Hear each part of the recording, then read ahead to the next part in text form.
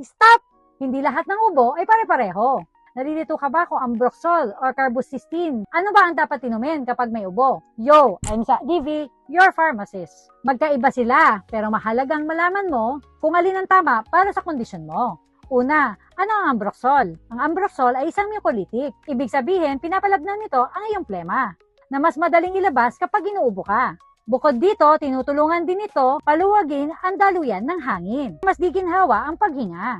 Mas bagay ang ambroxol kung may makapal at madikit na plema. Hirap kang ilabas ng plema at ubo na may kasamang paninikip ng dibdib. Ngayon, ano naman ang carbocysteine? Ang carbocysteine ay isa ring mucolytic, pero iba ang trabaho nito.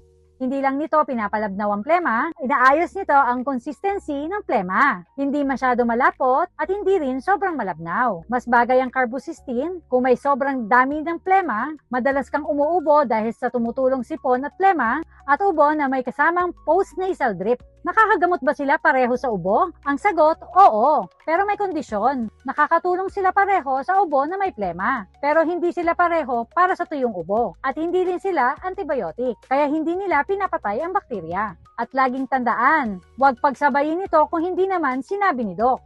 Uminom ng maraming tubig at kung higit na sa 1 linggo ang ubo at may lagnat na at nahihirapang huminga, kailangan mo nang kumonsulta kay Doc.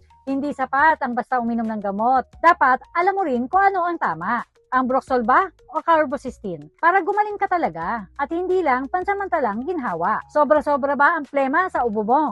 At meron ding capsule para sa mga matatanda. Ikaw, nakagamit ka na ba ng mga ito? Comment down below and please like, share, and follow us for more videos.